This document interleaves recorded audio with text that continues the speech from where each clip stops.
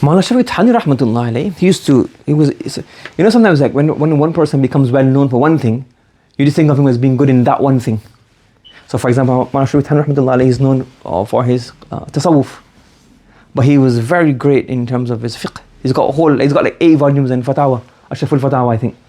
So like, if a person in his whole life wrote those 4 Fatawa, he would know the great mufti. But his ifta is overlooked by his tasawwuf. If you look at his Bayan al-Quran, you think, wow, this guy is a great mufassir. A person who that one tafsir in his life, he even knows a great mufassir. So he was also a great qari. He got a book in Tajweed that he used in Madrasa called Jamal al-Quran. And he actually used to read Tarawih himself. But when he got older, he wasn't able to read anymore. So, and Mawlana Shafi Thani rahmatullah, he had some great khulafa. Really great khulafa. Like Mufti Shafi Sahib was a great khalifa. And Qari Tayyib Sahib rahmatullah alayhi. So Qari Tayyib Sahib rahmatullah alayhi, he was the head teacher of the Al-Qalam Deoband. This is in that gathering, you have people like Mufti Shafi Sahib who became the Grand Mufti of Pakistan. And you have the head teacher of the Al-Qalam Deoband. And Qari Tayyib Sahib, Mufti Shafi Sahib rahmatullah alayhi, when they were in Deoband together, they were like buddies. So they became Bai'at to Hazrat Thani rahmatullah at the same time, and they also got khilaf at the same time. They would go together to Hazrat Thani rahmatullah alayhi's khanqa. So when Hazrat Thani rahmatullah alayhi got a bit older, he stopped reading the Taraweeh. So towards the last 10 days, Mufti Shafi Sahib rahmatullah alayhi and Qari Tayyib Sahib rahmatullah alayhi, they came to Qari Tayyib Sahib, he was a Qari. They came to Thana Bhawan. Now people there, they wanted to listen to the Quran of Qari Tayyib Sahib rahmatullah alayhi. So they requested the permission that after Taraweeh, because Taraweeh is going from the beginning of the month, so probably 1 juz a day or 1 a quarter, whatever, towards the end to finish in Ramadan. After Taraweeh, can we do nafil? Or can Qari Tayyib Sahib rahmatullah alayhi read his Taraweeh separately, or do nafil to read 3 juz extra? So we can do those people can do extra.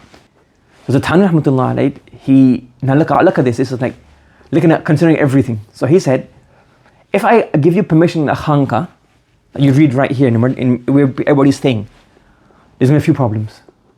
Number one is people want to go to sleep are going to be disturbed. Yes? And even if you read in a very low voice, because that environment is going to be created, and let's say 60%, 70% of the people join, what will happen? The other people will feel what? Pressurized, obliged. And look at that guy, he's sleeping, everybody's reading the Quran. And we don't know he's tired. It's nafil. It's voluntary to that tilawah and that Quran recitation. So one is disturb the sleeping people. Number 2 is, you don't want to create an environment where people are pressurized to do nawafil. But at the same time, those people who wanted to is a good thing. So he said, what I will do, you have permission, but you have to go away from the masjid.